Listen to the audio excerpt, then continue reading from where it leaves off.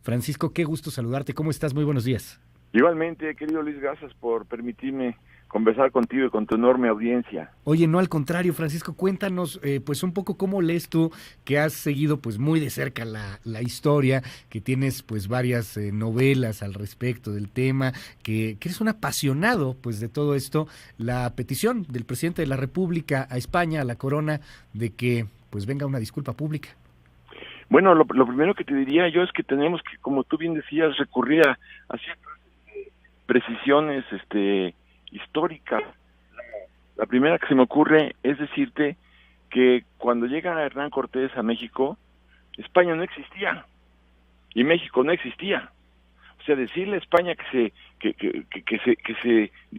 ofrezca una disculpa. Bueno, acordémonos que por aquella época, por 1519, existía el Reino de Castilla, el Reino de Aragón, el Reino de Navarra, y México no existía. Pues México eran, digamos, diferentes naciones como la Tlaxcalteca, la Mexica, la Xochimilca, la Otomí, pero México como tal no existía. Yo te diría que México como tal nace, pues, en la primera mitad del siglo XIX, después de la independencia.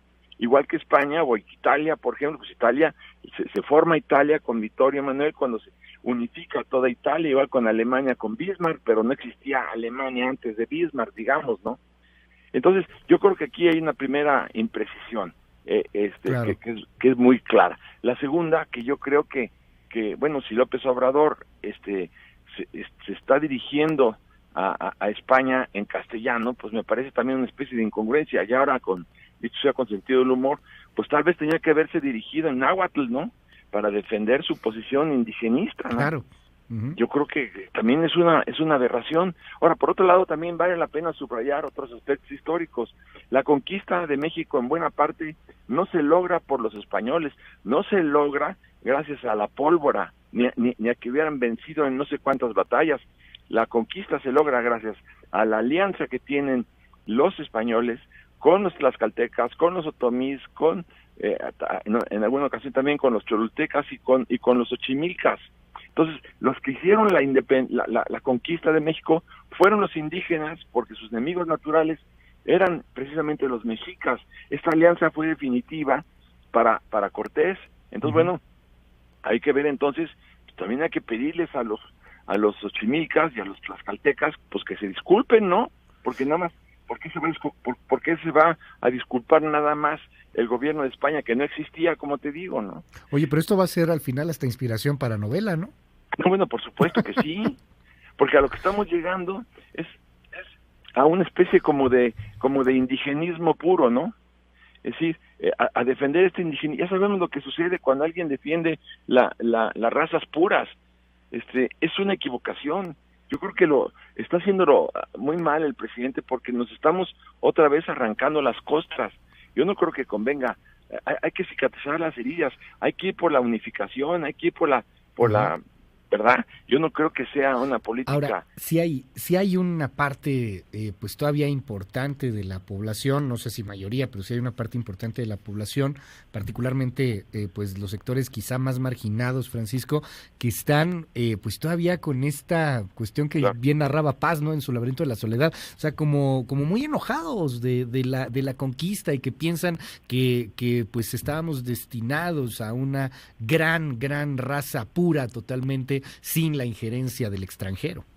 Pero ahí pusiste el dedo en la llaga, Luis, pusiste el dedo en la llaga por una sencilla razón, porque este movimiento es un movimiento populista para consumo de esos sectores pues marginados, si tú quieres, desgraciadamente depauperados, pero también desgraciadamente ignorantes.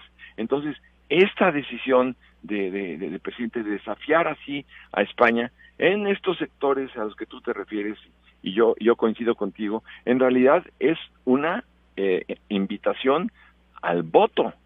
¿Por qué? Pues porque les está dando donde más les duele. A ver, en España, por ejemplo, si tú vas al Parque del Retiro, encuentras en el Parque del Retiro un monumento a Miguel Hidalgo y Costilla, que fue el padre de la independencia de México.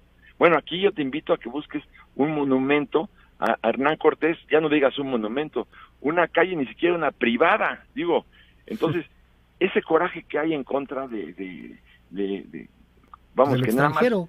de lo extranjero, en este caso concreto en contra de Cortés, pues también está mal enfocado, porque hubo una alianza con los propios aborígenes, con los propios indígenas, a los que el presidente le pide también que se les tome en cuenta por todas las vejaciones que sufrieron, y sí que las sufrieron, pero pues tú dime, si hablamos de vejaciones, cuando Hitler bombardea el 1 de septiembre del 39, bombardea Varsovia, pues tú dirás, y lo que pasó después con las matanzas, y también lo que sucedió cuando invadieron Moscú, o sea, todos tendríamos que disculparnos pues de todo. Es decir, también el gobierno inglés podría decirle a los suecos y a los noruegos, oigan, discúlpense porque la invasión vikinga nos hizo polvo en el siglo XII, ¿no? No vamos a acabar nunca, igual que los japoneses y los chinos, no vamos a acabar nunca, mi querido Luis. Te mando un gran abrazo, Francisco Martín. Bueno, se nos terminó el tiempo, hombre, pero te mando un gran abrazo. Siempre es un placer, un honor poder platicar contigo. Gracias por tomarnos la llamada. Igualmente, Luis, lo mejor del mundo. Gracias a ti.